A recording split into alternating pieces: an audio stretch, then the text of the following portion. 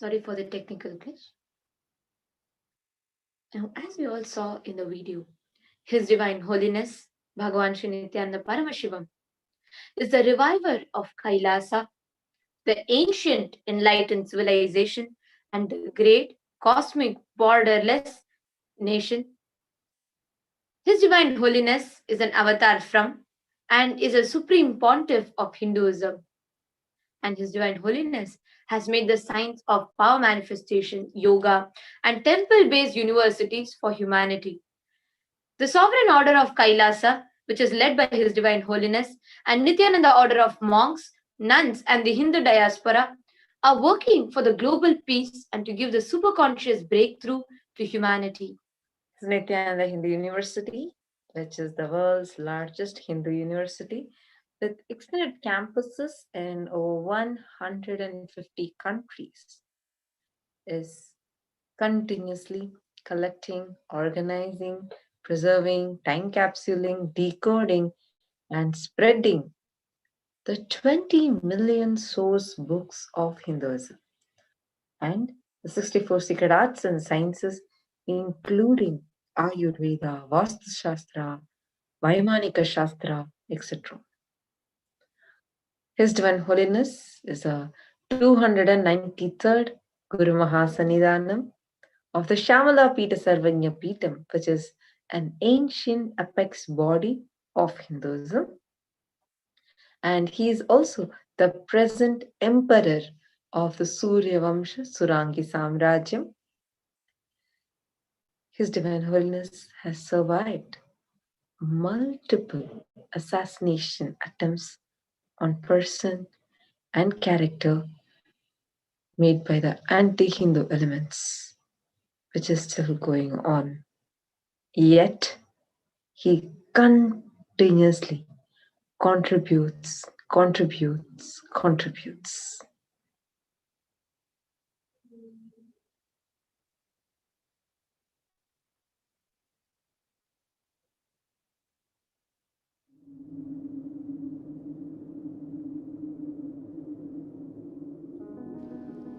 The first and foremost sacred secret I want you to know: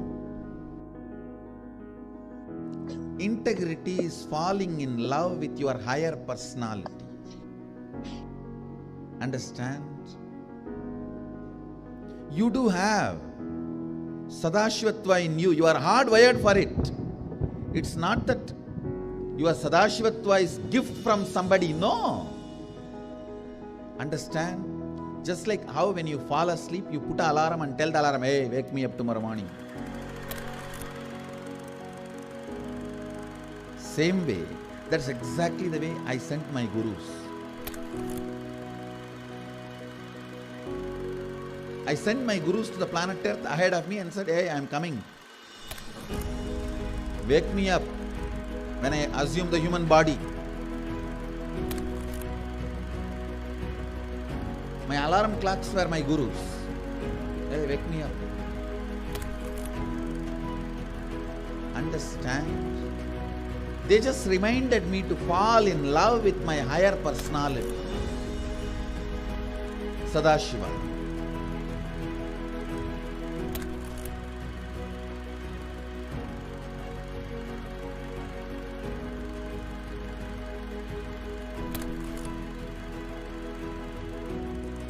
I started my public life in a very young age.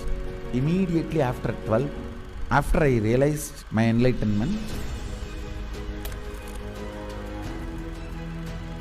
I took my first Padayatra as per my Guru's instruction. That Padayatra is my first enriching Padayatra.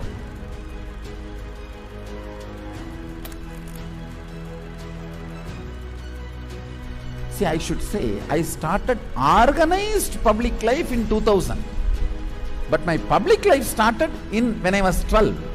How I started my public life? One person at a time. I'll walk from village to village, sit, spend some time. And small boy, naturally people will be curious, all alone. They will come and try to talk to me. Then I'll start talking to them and start enriching. Whatever little way I know.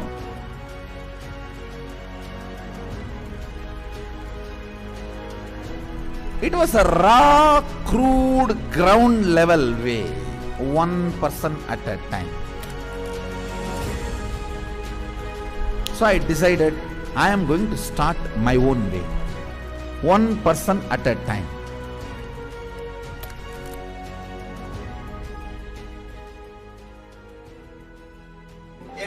என்னுடைய room பக்கத்து room தான் அவர் இருந்தாப்புல. ஒரு சின்ன இரும்பு பெட்டி ஒன்று இருக்கும். அந்த இரும்பு பெட்டியில தினந்தோறும் காலையில் 5 மணிக்கு எழுந்துக்கிற ஒரே நபர் எங்க ஹாஸ்டல்லே முதல் நபர் அவராக தான் இருப்பாரு. குளிச்சுட்டு வந்துட்டு தினந்தோறும் பூஜை செய்வாப்புல. பூஜை செய்து விட்டுட்டு யாரெல்லாம் அவர்கிட்ட போயிட்டு ஆசீர்வாதம் கேட்கிறாரோ அவர் திண்ணூறு வச்சு இன்றைய நாள் நன்றாக இருக்கும் அப்படின்னு சொல்லி எல்லாருக்கும் ஆசீர்வாதம் பண்ணுவாப்புல. அவர் சிரிச்சுட்டே தான் இருக்கிறாரு. ஆனா அந்த சிரிப்பினுடைய அர்த்தம் எனக்கு இப்பதான் கரெக்டா புரியுது.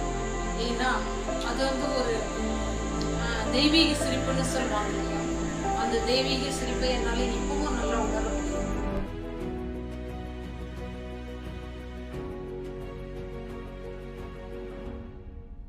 ரூம்குள்ள வந்துட்டாருன்னா ஒண்ணு சும்மாவே இருக்க மாட்டாரு, புக் எடுத்து படிப்பாரு, இல்ல அந்த சிலைகளுக்கான அலங்காரங்கள் பண்றது இதெல்லாம் பண்ணிட்டு இருப்பாரு. இல்லைன்னா எந்நேரம் பார்த்தாலும் ஒரு அந்த மெடிடேஷனோ இல்ல வேற ஒரு பாவ நிலையிலையோ ரூம்குள்ளேயே நடந்துட்டு இருப்பாரு. இதுக்காக ஒர்க்கையும் டிஸ்டர்ப் பண்ண மாட்டாரு. ஒர்க் டைம் வந்தா அதுல இருந்து இறங்கி வந்து உடனே வேலைக்கு போவாரு. வேலைக்கு போயிட்டாருன்னா அங்க சிரிச்சு பேசி ஜாலியா இருந்து அதே நேரத்தில் உன்னிப்பா கவனிக்கிறது.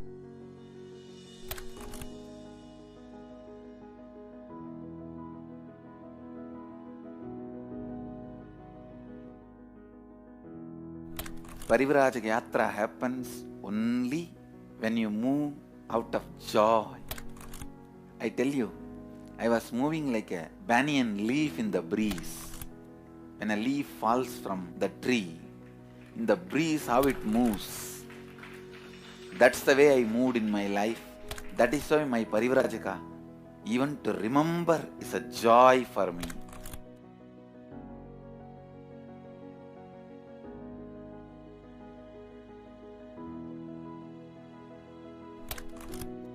I tell you, shortest distance between 2 points is a straight line. So most smartest strategy is hard work with integrity. That's all. That's the most smartest strategy. I decided, let me sit and start doing, start empowering, start enriching. Actually, that is the way I remember me even now. When I close my eyes, I don't remember me sitting in a golden throne. When I close my eyes, I only remember the boy, village boy with a stick on his shoulder, a kamandalu. Before Hindus could recognize, I have created a very powerful enlightenment ecosystem. Everywhere, spiritual awakening is happening, enlightenment is happening. People are manifesting enlightenment, manifesting powers, everything. Kailasa is reviving the enlightenment ecosystem. The Kailasa will be the place where almost million power manifestors are living and running. At least 10 million temples and monasteries, which are spiritual embassies of Paramashiva, and reviving this enlightenment, power manifesting civilization. Kailas is a place where everything related to super consciousness is revived. All the sampradaya, all the spiritual ecosystems.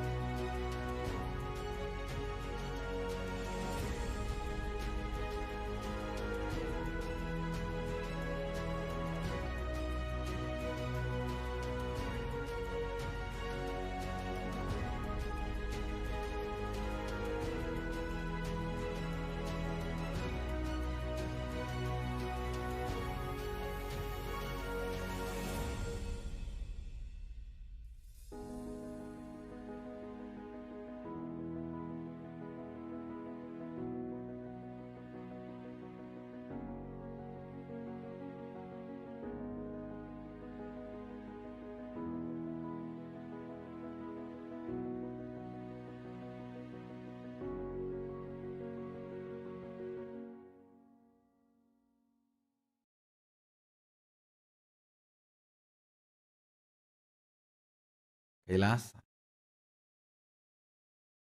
is a place where everything related to superconsciousness is revived. All the sampradaya, all the spiritual ecosystems created for enlightenment will be revived. And established in such a way, it never gets lost again. There forever serving the humanity.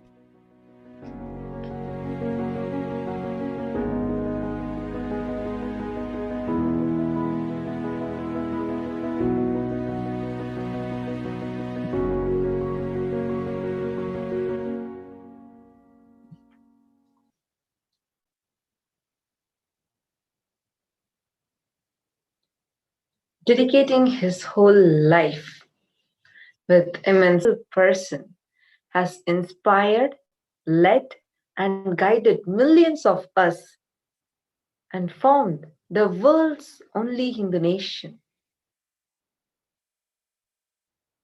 Kailasa. And after all of these, with such grace and gratitude, Swamiji, who's Paramashiva's very own incarnation, offers his whole hard work and life as a humble offering to his gurus.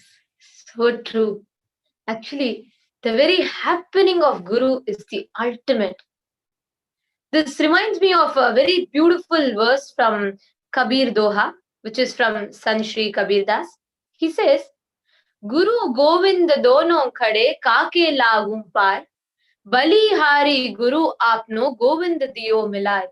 It's a very beautiful verse.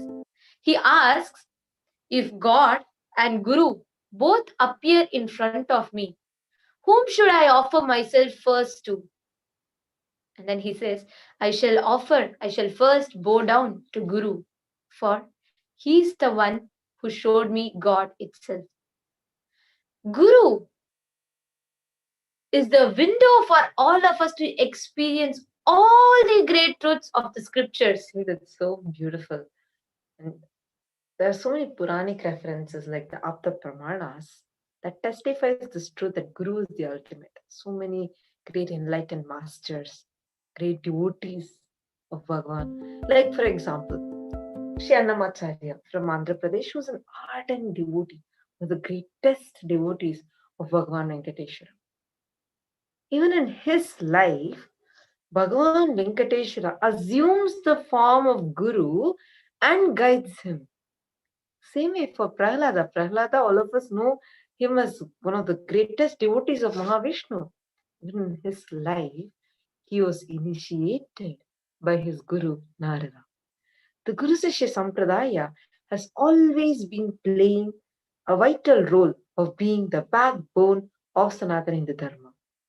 Actually, even as recent as Sri Ramakrishna Paramahamsa, even if you take his example, if you see Mahakali, Ramakrishna Paramahamsa's very own, whom he connects as his own mother, she herself assumes the physical form and she tells Ramakrishna Paramahamsa that he needs to connect to Sri Totapuri Swami in order for him to achieve enlightenment experience.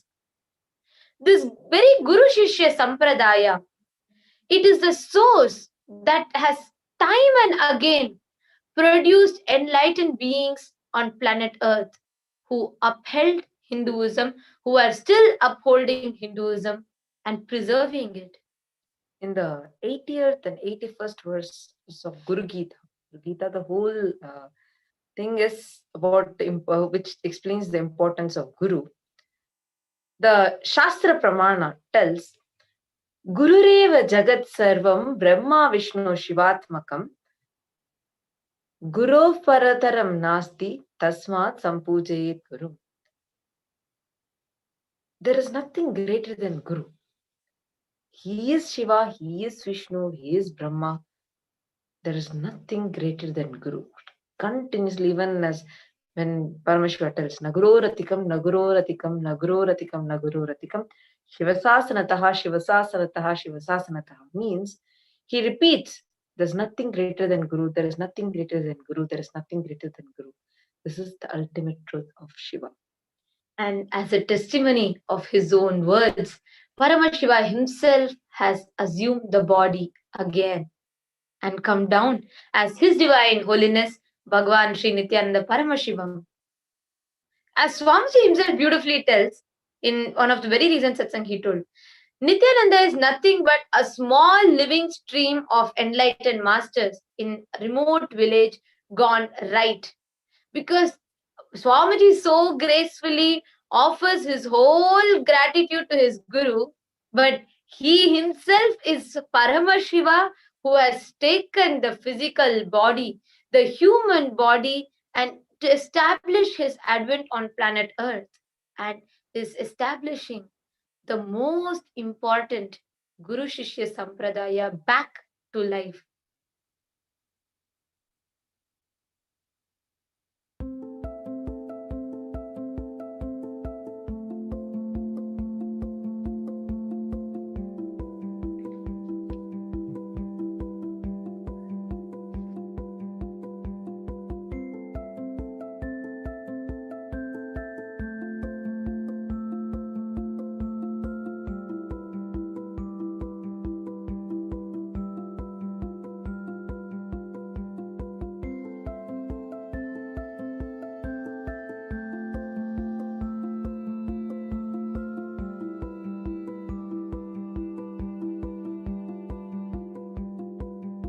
Understand the primary, fundamental, foundational, first principle of Sanatana Hindu Dharma is Guru-disciple relationship.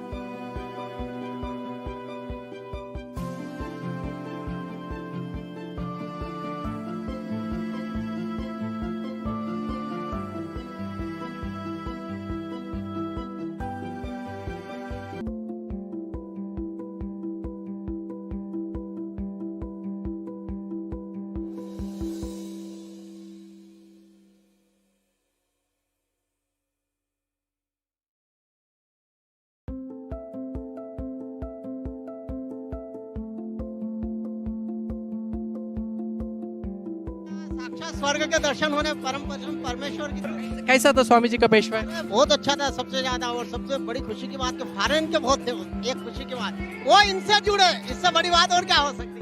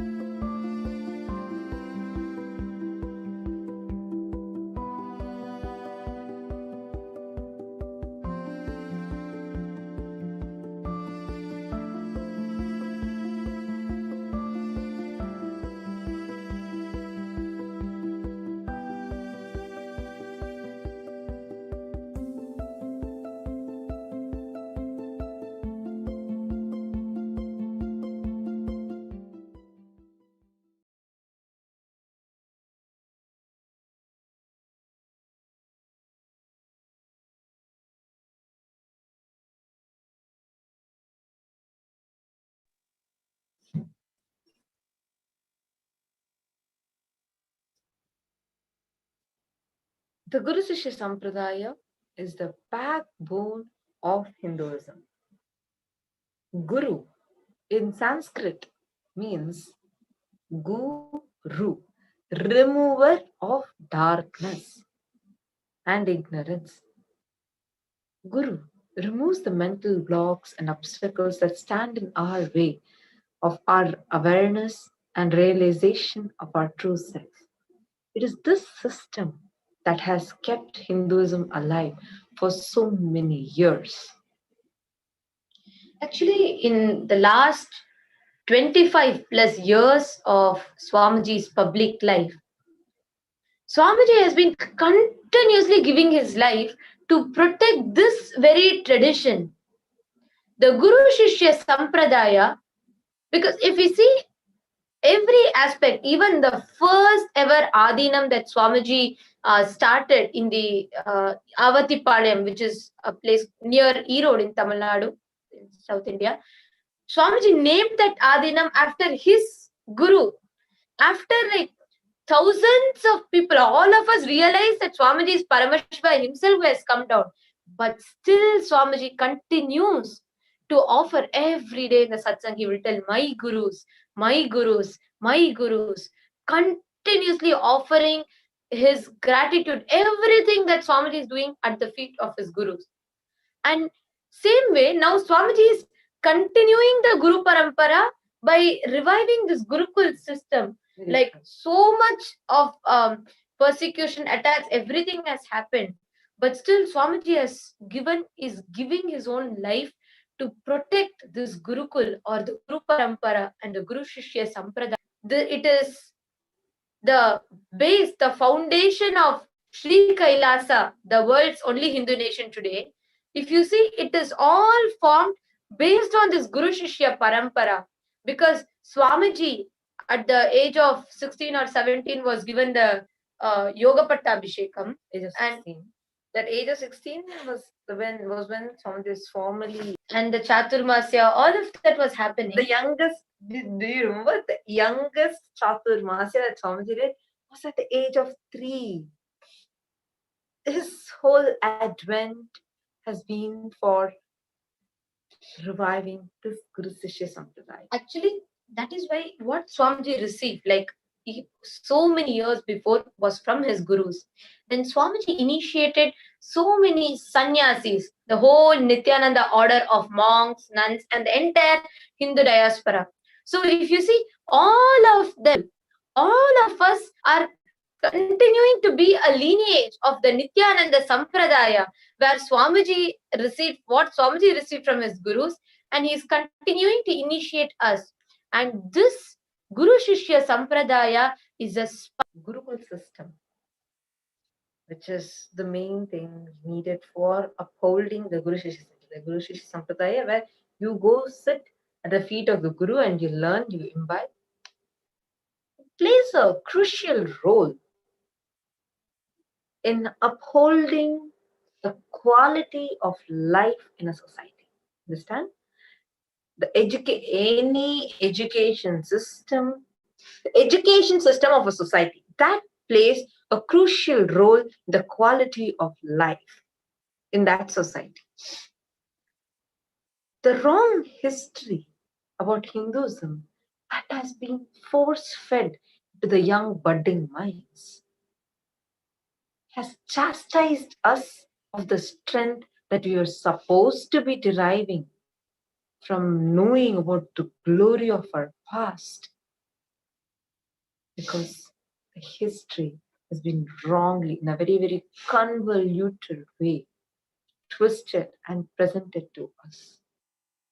Instead of us being able to feel that pride and inspired by the way how our ancestors have lived, being inspired to uphold that lifestyle, uphold that Sanatana Hindu Dharma, today we are in a position where instead of that inspiration, we are filled with mortification, with the kind of history and the kind of abusive, atrocious material that we're attached with. Very true. Actually, If you see this whole our education system, it was sent from guru to the disciple. They would have learned that science, and they would have want to keep it only with themselves, so that they are still being the still being the symbol of that whatever it is, and they want to have it, and they want to move.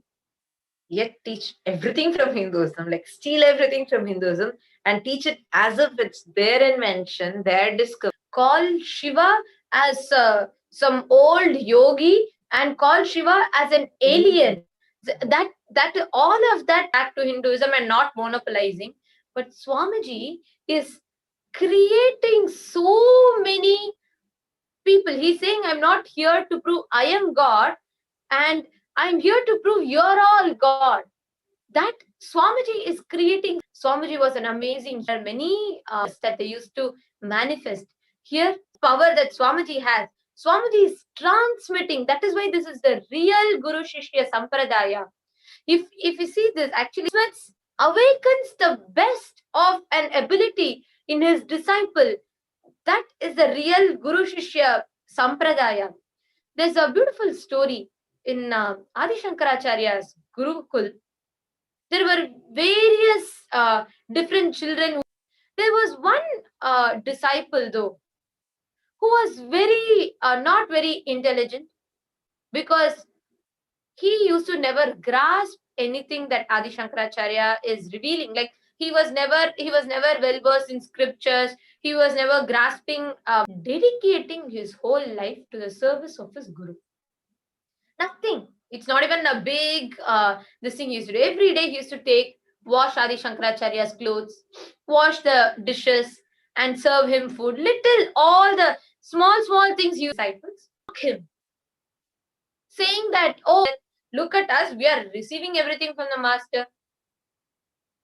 That disciple, oblivious of all this, he's continuing to wash, sing the name of Adi Shankaracharya. But Adi Shankaracharya notices this. To make these ignorant disciples understand, Adi Shankaracharya turns around and calls the disciple by his name. Now the disciple he blooms with joy. He's beaming towards the master because the master has called his name. He starts running. The story says that the river, the flowing river, seeing the trust of the disciple on the master, because he does not think of anything else. He does not see, oh, I am washing the clothes. He does not see, oh, there are thorns or stones on the ground. He does not see there is river. If I walk on that, I will sink. Nothing. He just sees the master. He starts running towards Adi Shankaracharya, and he starts running on. It says like so in a flow, to hold his feet wherever as he is running, to make sure he is balanced.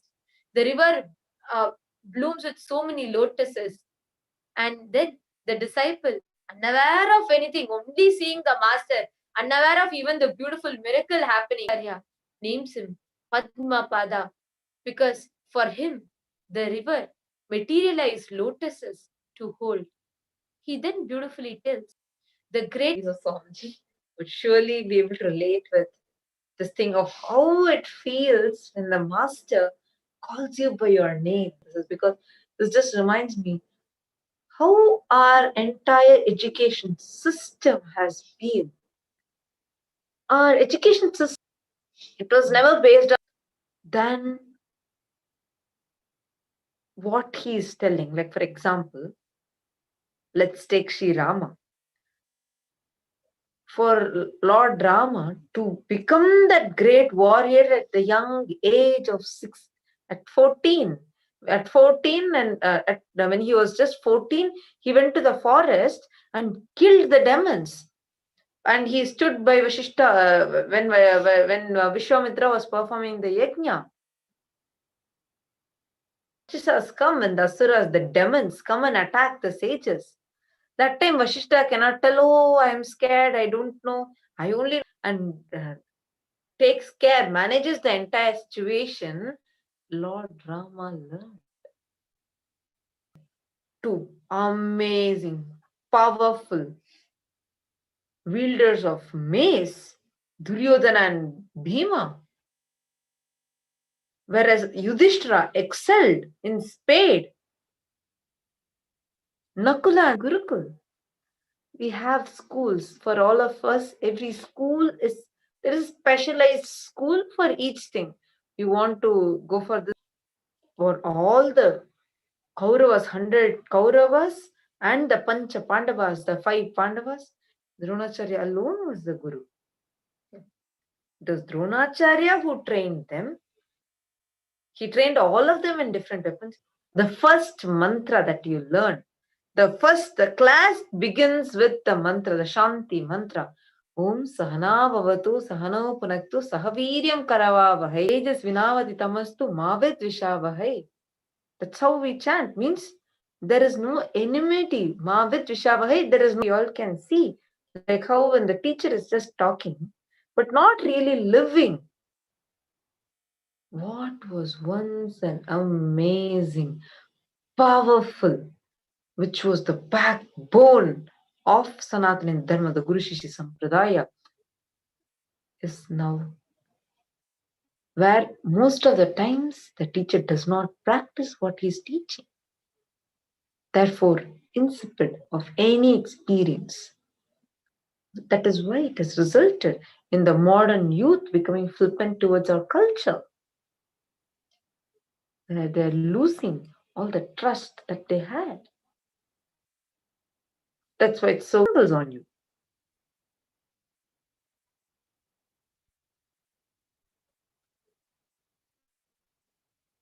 That is why modern youth have become flippant towards our culture. The educational infrastructure, I should say, ultimate infrastructure developed for ultimate education is Hindu Gurukul, where the disciple lives and internalizes, imbibes the consciousness of the Guru. Ultimate, the space where the black hole and big bangs continuously happen in that Hiranyagarbha, understand? In the Hiranyagarbha, if you believe Advaita is true, Advaita is true. If you believe Dvaita is true, Dvaita is true. If you believe, whoever gives you Guru and the initiation is so important for your enlightenment. Especially if that Guru is aligned to Vedas and Agamas, Shastras, and you can never lose anything. Right, powerful cognition from the right person makes you experience ultimate in the level of Hiranyagarbha, where the source of everything is centered. Conscious existence, awakened conscious existence in you. Not only the gravitational force, electromagnetism, the weak nuclear force and the played around, superseded. Not only these 4 forces already understood by science, there are other 4 forces not yet understood. And once you are initiated and started manifesting powers, you become Ishvara to your understanding the principles of life. You can become Ishvara for more people.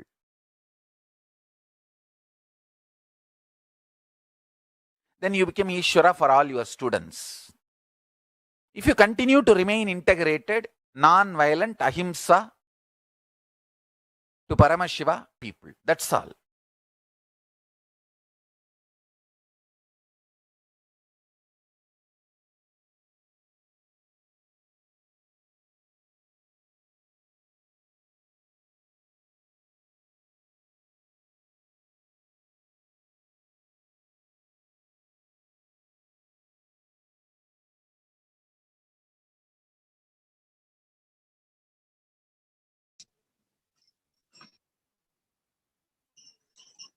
Nithyananda Gurukul.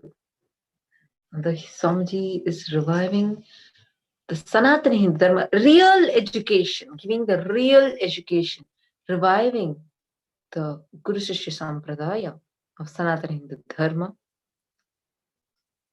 In Gurukul, Swamiji, I'm not sure how many of you are, if you know, for almost 7 years or for the past few years now, it's been, where Swamiji's Gurukul is completely free.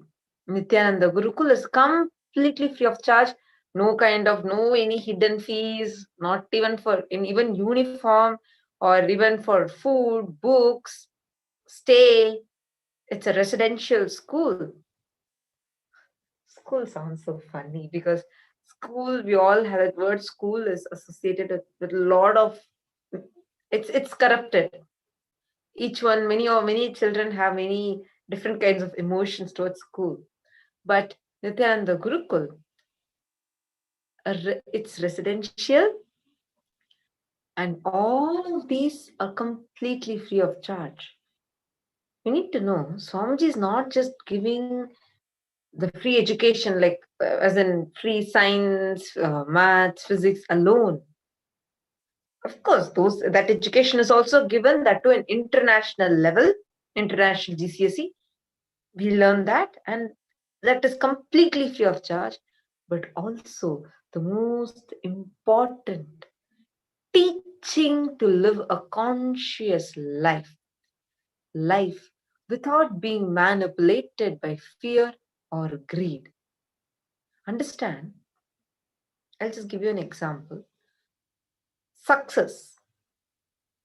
Just if you Google this about success and hear from many people who are successful, the base is mostly on fear and some even on greed.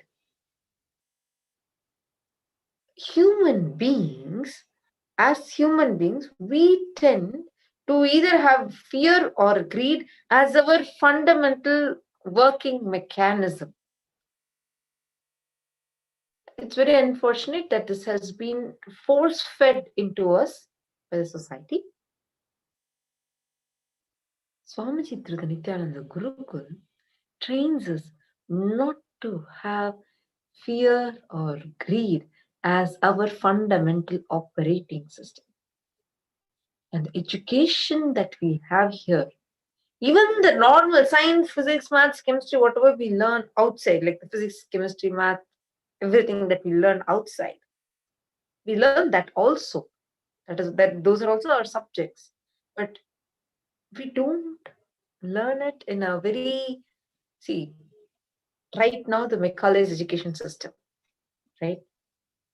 The way how it is designed is that one logic, the logic of the author, is forced inside you. That is why it creates so much stress. Understand? Every lock has its unique key.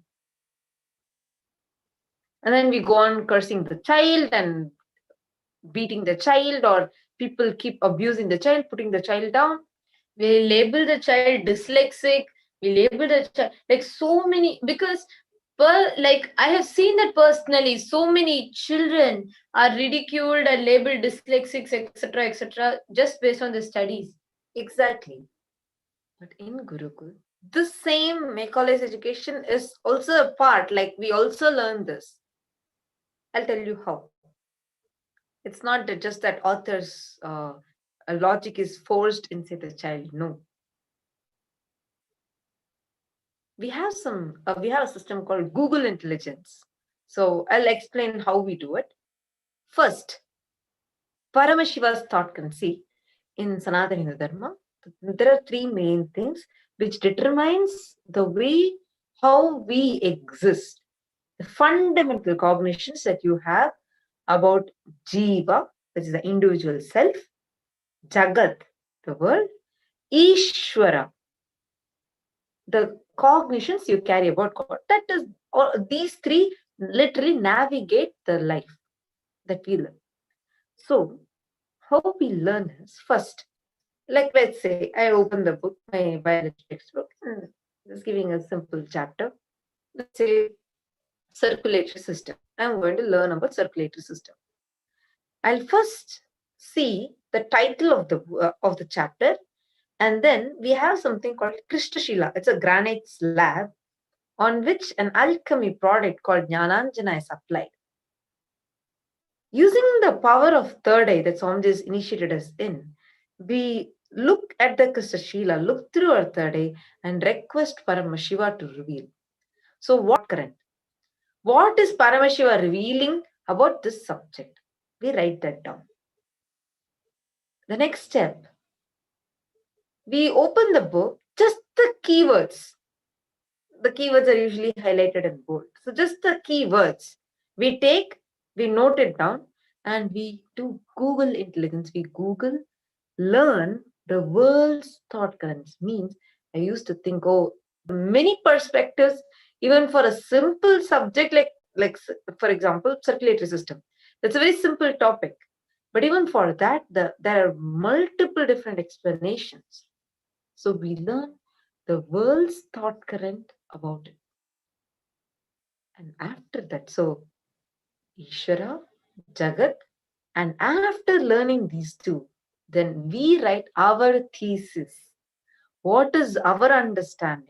What all have we understood? How do we see it as? So then we will write our narrative. And then when we open and look at the book will just look redundant. It will feel like nothing. So we feel so much more empowered. Even in simple subjects, there is a logic of the author that is coming inside you. For example, when we practice, we are beyond the body. And when we are continuously, that is what, and we are telling we are body also. That is what Swamiji teaches us. Your consciousness and body also. You're not just the body. You're something more than the body. So when we learn about the anatomy, the way how the book teaches, according to them, we are the body. So they tell you go through that suffering. But when we learn, we don't learn it as that suffering is gone through by us. But instead, it is the body which is going through it and how to see it. And there are multiple ways, like even, for example, using the power of body scanning. Like a child is taught about the digestive system, not by just drawing and showing it. Also through the power of body scanning. Like, for example, we just drink the water, we scan through our third eye and see the movement of water happening inside our system, and we learn about it. It's extremely a powerful science. It's because of this science, because Swamiji is reviving it in a very powerful way, Swamiji is even getting attacked, because Guru Shishya Sampradaya is extremely powerful. Actually, we know it is very well known. This whole Macaulay system, in Macaulay's own speech, which is recorded clearly, he says very clearly that the backbone of India, the backbone of Hinduism, is the Guru. Even though it is designed to produce clerks, yet we're all forced to follow that same system, like a whole group of sheep going and following one same district. We're all forced to follow that same education system to gratify the false status quo that the society has dumped on us.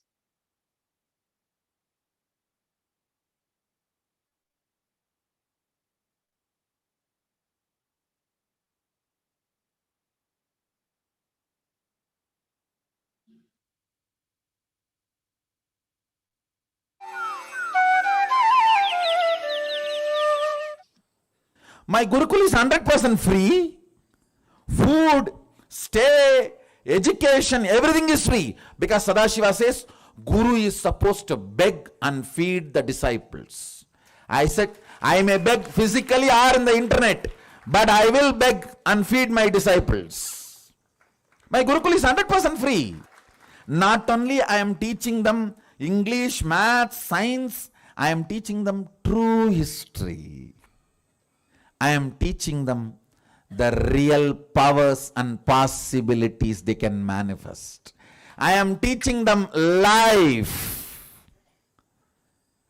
Only thing, I am not doing the stupid things which you guys have designed for a generalized way. Understand? All generalization creates more blind spots.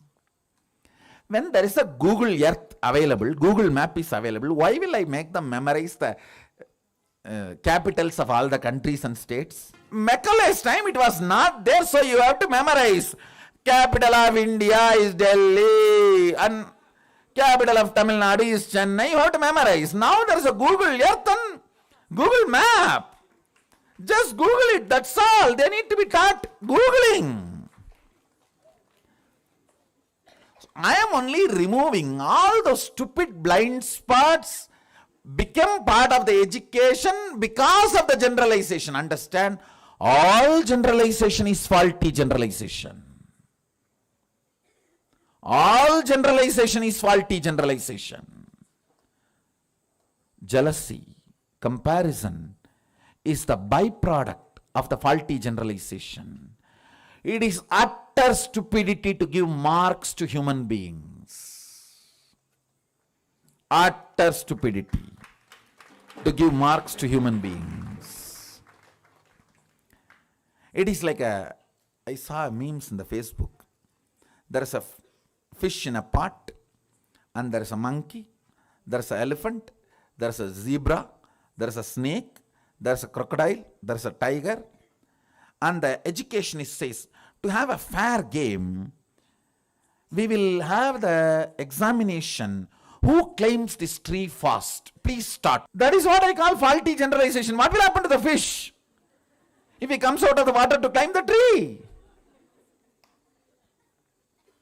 All generalization is faulty generalization. Understand?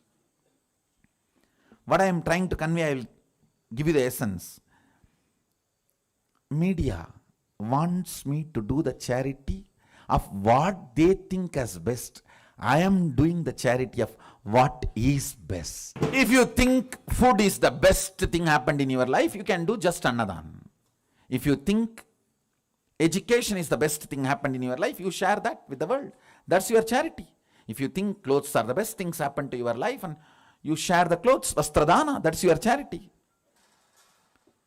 If you think enlightenment and spiritual powers are the best thing happened in your life, you share that with the world. That's all I am doing.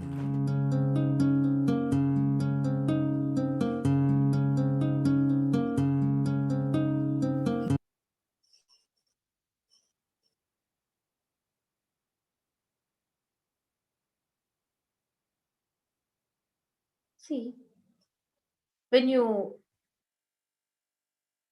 understand, when you do not understand the value of education system, how much it impacts a child. Swamiji is Swamiji is working on strengthening the future of Hinduism, because tomorrow it is not going to be anyone else who is going to hold or keep Hinduism alive. It is the next generation that is happening. It is the children who are growing up. But unfortunately, by sending them to normal school, they lose the respect or value for that science itself. Actually, still I came to Gurukul, I never understood the value of or context of why I need to do what I need to do. I always thought, being secular or being this. See, actually, secularism was promoted to us as a right way to exist. Absolutely. Because we are taught that if you are a Hindu, you are against the other religions, which is not true. Hinduism accepts everybody's own way of discovering their consciousness. That is why we have 33 million gods. Absolutely. See, And we have that unique concept of Ishtadevata. that's so true. See, because actually, if you see, it's a very cunning plot. See, I'll give you an example. When you cut a plant by its stem, no, it will grow back again and again. But if you just uproot it, it will never grow back. Same way, the Guru Shishya Sampradaya, that is the root of Hinduism. As long as it is alive, any amount of persecution, any amount of attacks can be withstood. But if that is destroyed, it's like the womb which reproduces enlightened beings, yogis, siddhas, rishis, munis, time and again, continuously reproducing the enlightened beings, that will be lost. If the Guru Shishya Sampradaya is uprooted, the whole Hinduism is literally uprooted. There will be no more the signs of producing enlightened beings and great yogis to keep the Hinduism alive. It is exactly for this reason that all the anti-Hindu elements, all the anti-Guru and anti-Hindu elements are continuously attacking the enlightened masters and incarnations. And today, Swamiji is directly targeted because of the courage and the strength that Swamiji is adding to the whole Hinduism. Because as a supreme pontiff of Hinduism, Swamiji has taken the risk as a supreme pontiff of Hinduism, heralding the whole 2 billion of us Hindus. Swamiji has taken the risk of boldly declaring everything and making it happen. When we all saw in the video, he declared, because he saw in the Agamas, the Guru is supposed to beg and give education. The whole education is declared free. And from that second on, never a single penny was taken from any parent. The whole thing was given for free. Actually, there are so many anti-Guru elements. Understand? This neo-Hindus, for whom Guru, many people, including Kulnari, they came just to see how, like, if there is any other blind spot, like where Swamiji is telling suddenly everything is free and he's actually giving everything for free. Is he really giving for free, or can we manipulate somewhere? That is the reason this anti-Guru, neo-Hindu, Kulnari came in. Trying to see, all that they want is trying to get the benefits. You want, if Hinduism has the science where you can do this, you can attain this, you can achieve this, my horoscope, all that I will believe. But when it comes to Guru, I will ridicule because I don't value that and all. That is stupid logic. Knowing the scriptures but not having experience is the worst way of existing. Many people, they're very dry inside, means they never had the experience. They just know the scriptures and, like, they can advise people, but never experience it. They don't know about it. They are against gurus. They're against the Hindu gurus who have real experience and who are able to transmit that experience. That's very unique to Swamiji. He'll be able to transmit all the powers when he established that, and he's continuously doing it, initiating millions into the power of healing, of third eye.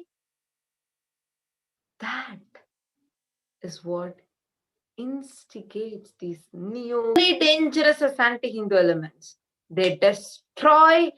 See, at least anti-Hindu elements, many times we might know these are anti-Hindu, but these anti-Guru mafia gang is worst. They're equally dangerous as anti-Hindu elements.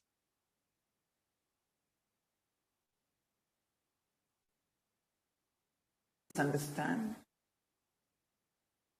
I wanted to remind all the Hindus once more.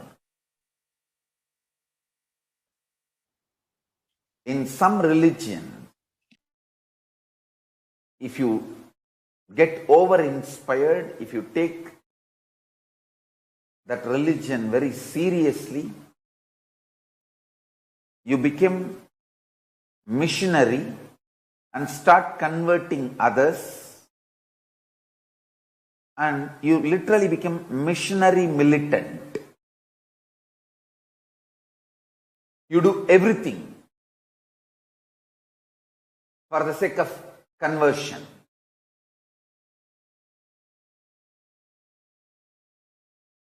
In some religion, if you take that religion seriously, get over-inspired, enthusiastic, you become terrorist, militant, and start killing people who are not ready to convert to your religion. The militant missionaries.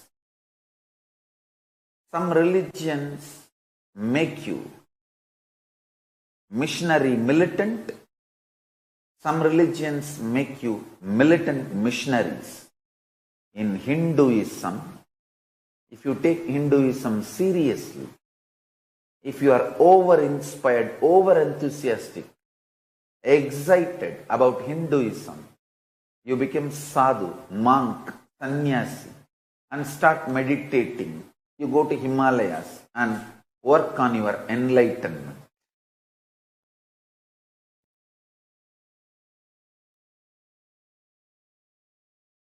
Missionary militants and militant missionaries both ganged up on Hinduism.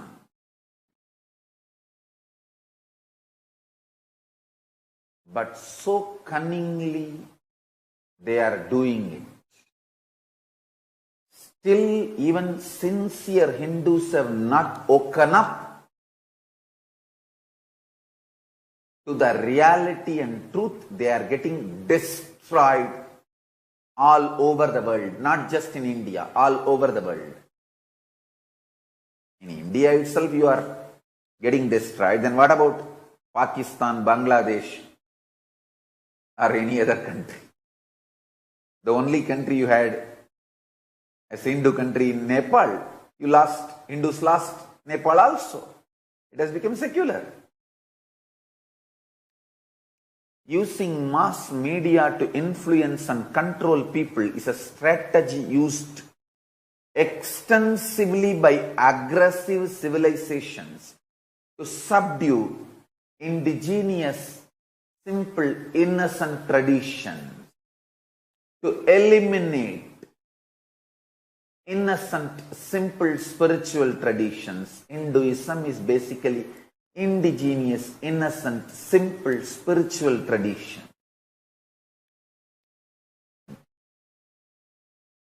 If you Hindus don't read the history and wake up, history is going to repeat itself.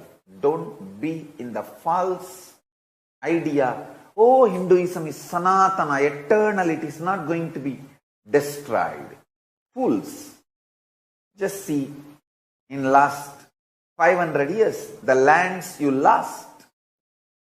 1000 years before, you had 56 nations where Hinduism was a state religion. Then slowly, you started losing the land. Now you don't have any land, any nation. I can say you have one nation, Kailasa, Hindu nation, but it is borderless. Cosmic nation.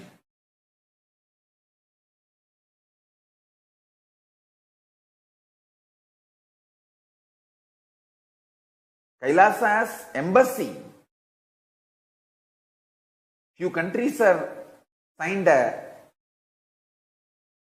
diplomatic treaty, diplomatic relationship and treaty to have embassy.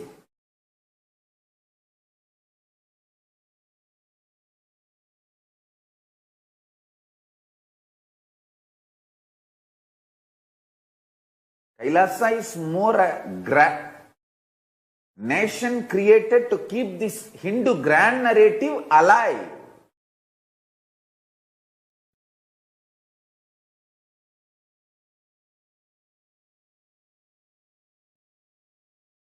So please understand how you lost the land.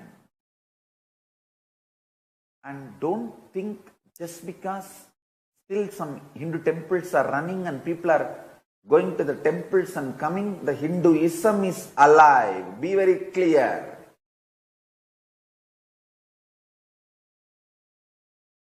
If you just even read the history 100 years before, the number of people, percentage getting initiated into Hinduism and studying Hinduism, either in Veda Padashala or Saiva Siddhantam or Vedantam or Smarta or Gaudiya Vaishnava, any one sampradaya of Hinduism, how many people used to take up Hindu studies 100 years before? See the percentage and see the percentage now.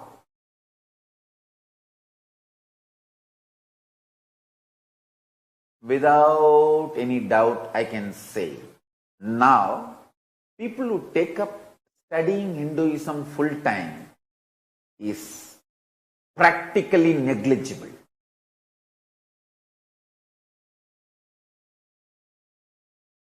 Zero point 0.00000, maybe one in the last. Just few sadhus and few people in Hindu gurukuls, that's it. People studying full-time Hinduism is almost killed, eliminated, destroyed. I met another one, religious leader, a top person in Brazil. When I traveled, casually I was talking and he was also telling about what the activities they do, everything.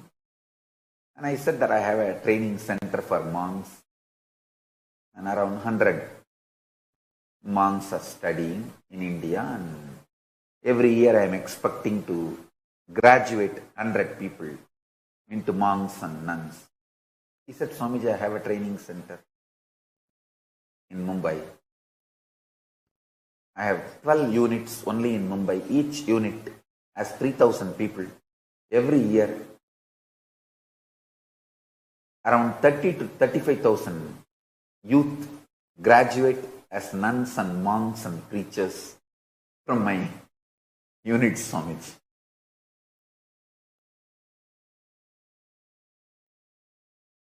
Whole India,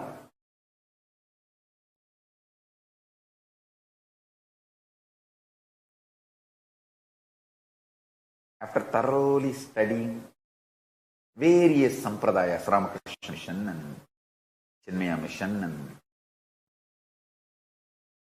Bhagavan Swaminarayan's BAPS Sanstha and ISKCON and various sannyas sampradayas, I am telling you,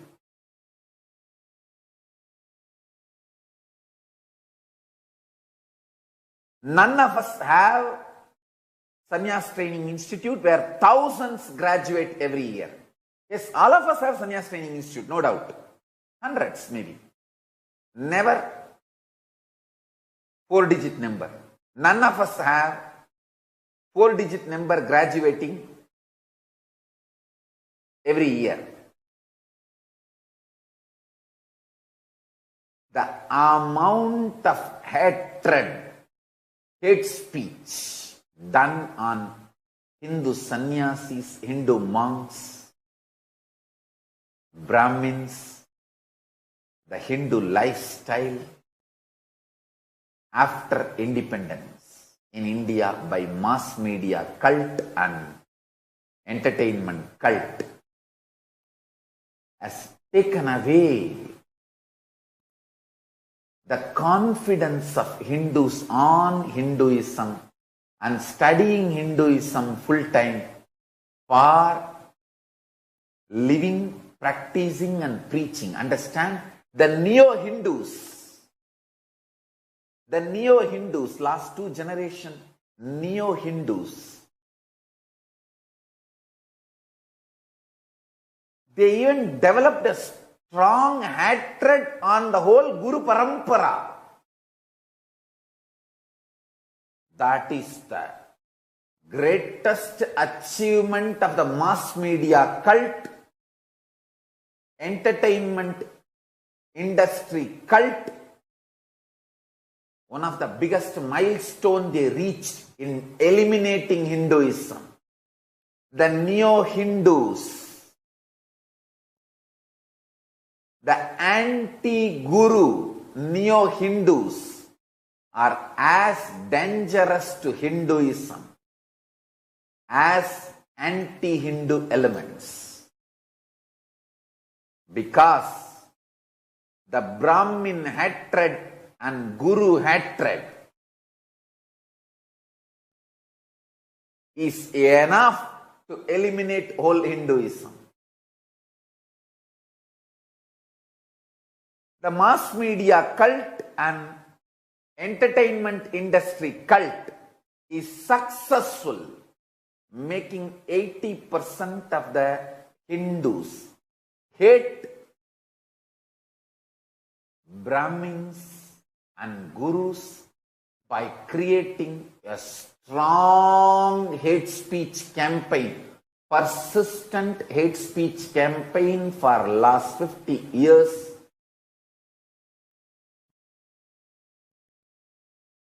And building a powerful negative grand narrative about Brahmins and Gurus.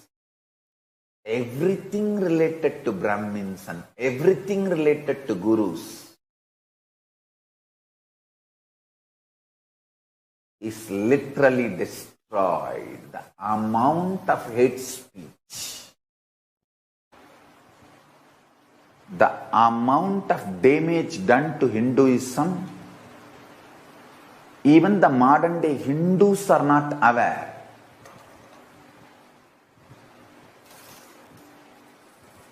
You will be surprised, the Neo-Hindus are as much anti-Guru and anti-Brahmins as anti-Hindus.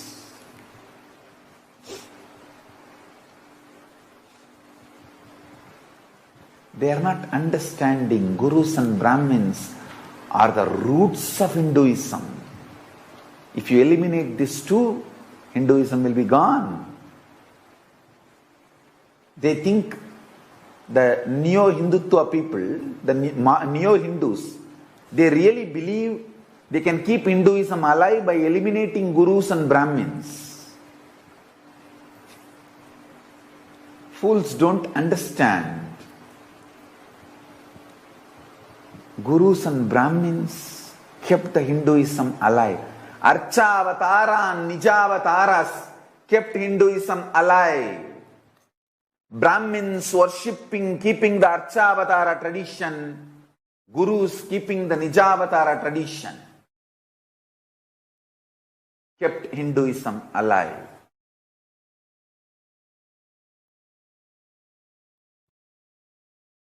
Unique two principles of Hinduism is God descends in the form of deity in a specific place.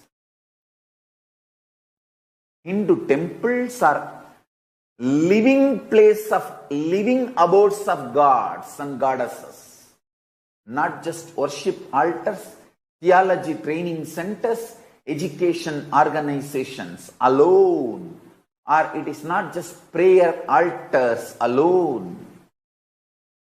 It is living abode of gods and goddesses. That is why once a Hindu temple, the prana pratishtha is done, consecration is done, you can't move it, you can't sell it. The Hindu temple land loses real estate value. It doesn't belong to any more planet Earth or planet Earth's real estate market. There is no real estate value for Hindu temple.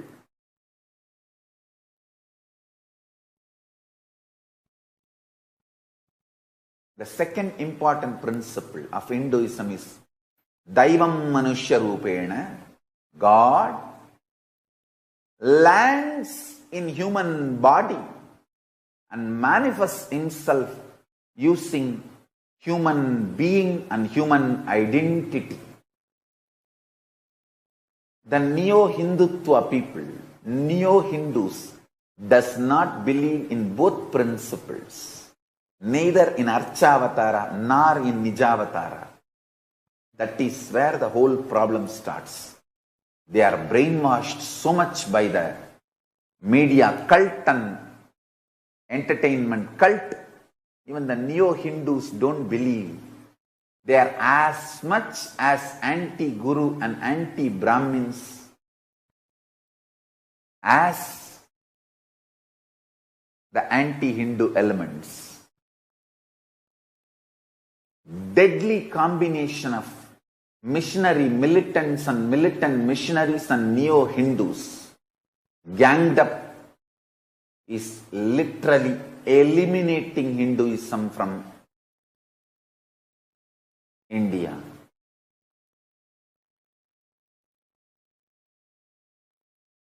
It's unfortunate, but the reality. I want international Hindu diaspora to wake up to this reality. Hindu diaspora need to wake up to this reality.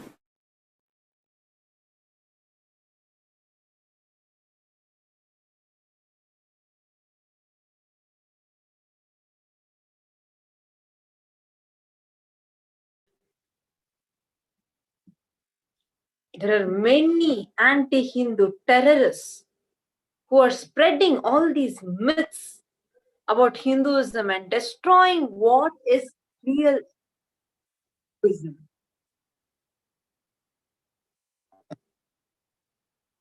Understand? Anti-Hindu terrorists are equally dangerous. Anti-Hindu terrorists are equally dangerous.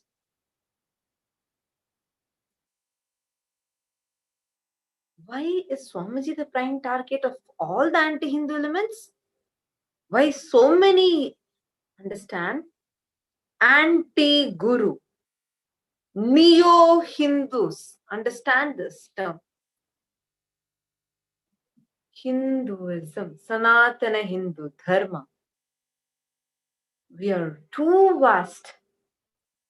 There are too many, see, Ishtadevata, Archavatara, Nijavatara, all these are unique to Sanatana Hindu Dharma.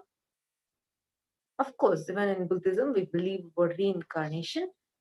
But that fundamental truth has been denied by these anti-Guru Neo-Hindus, which is why they're attacking Swamiji. Kullari is a prime example of it.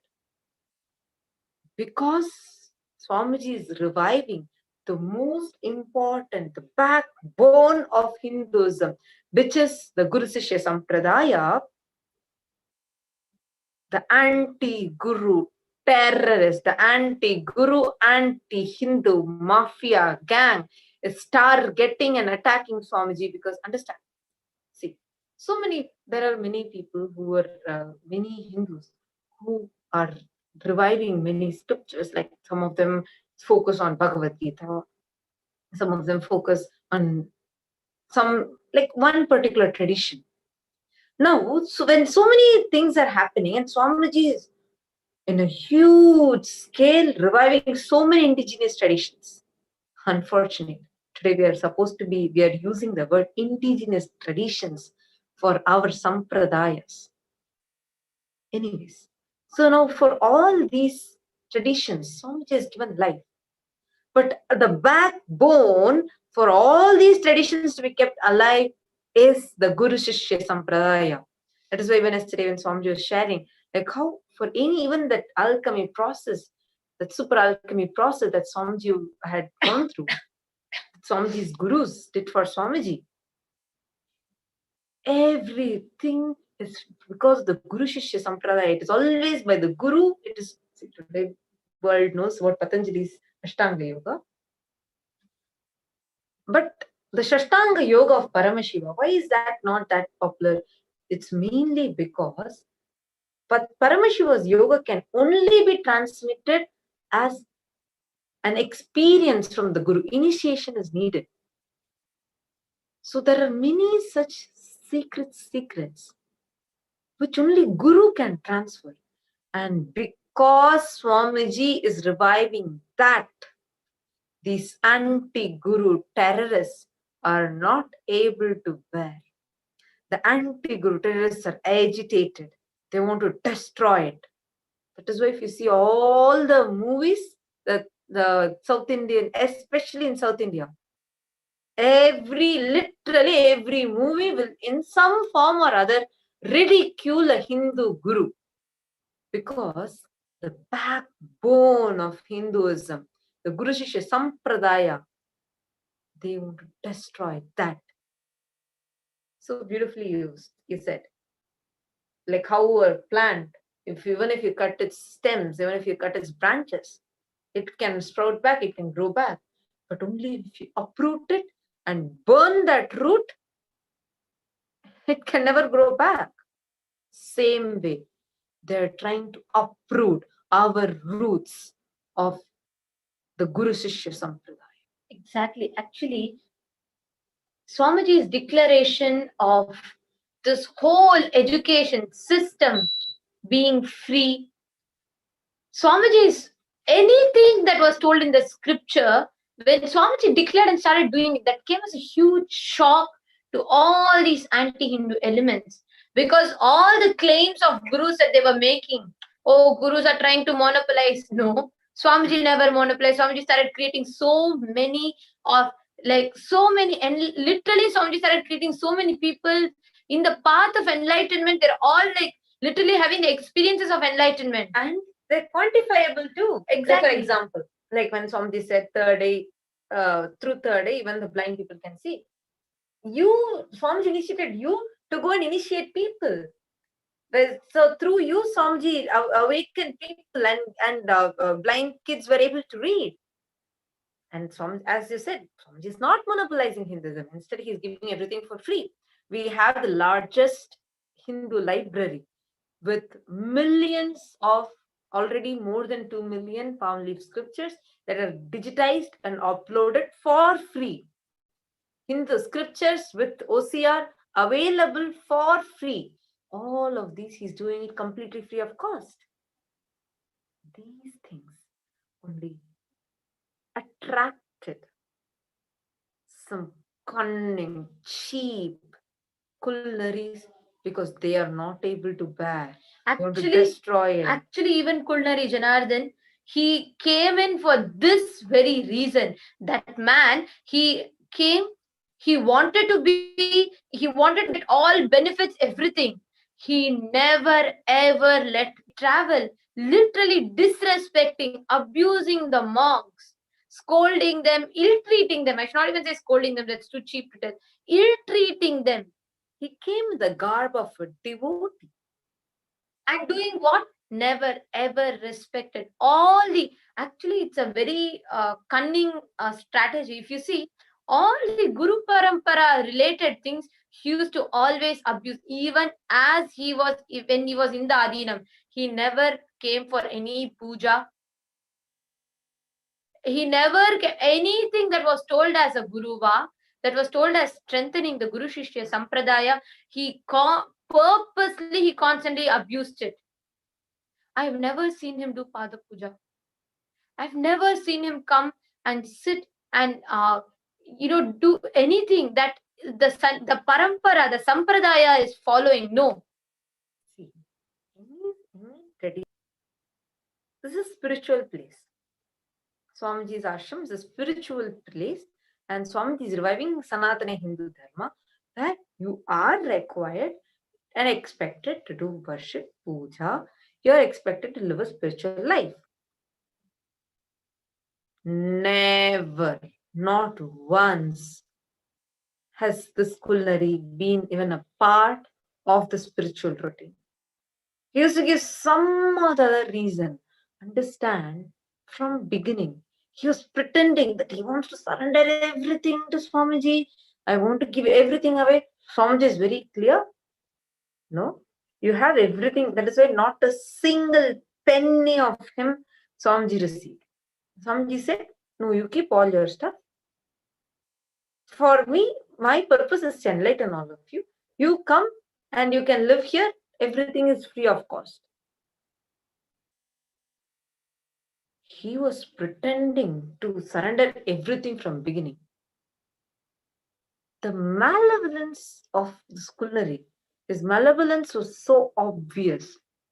But because of the benevolence of Swamiji, he kept giving possibility to this culinary, hoping that he would change. See, understand, all of us continuously have the option. You can choose this side or that side. It's in your hands. It is your decision whether you want to walk the right path or you want to deflect from it. It is always in our hands. That is why masters can give us the possibility. But the free will, meaning choose what you want to do, that will, free will, is always in our hands. That is why masters give the way, they give the full context, they inspire you, they give initiation. But through that free will, you can choose what you want. And Kulnari's malevolence was so obvious, and he was doing everything to destroy. Out of his benevolence, Swamiji gave him possibility to transform. He gave the whole continuously to choose the path, the right path. But this Kulnari only continued to choose the path of destruction.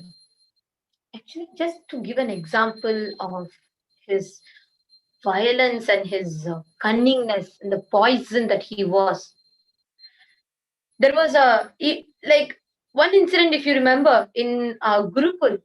There he came, he made sure that because Gurukul was where many of us were literally becoming a part of, like we all were becoming part of the sampradaya, the future, the strength. Actually, I am able to understand now. That is why he first wanted to target Gurukul, because that was a future. True.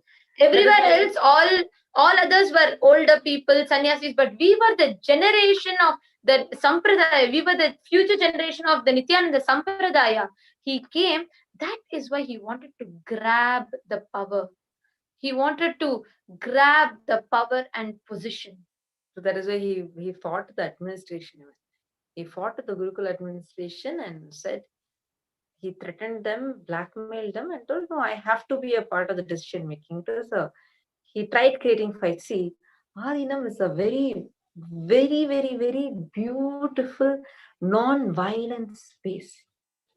And here we don't have this anger. We are protected from too many things actually.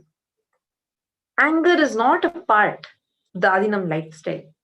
Only when he came, he started the seed anti-Hindu elements come in the garb of a devotee.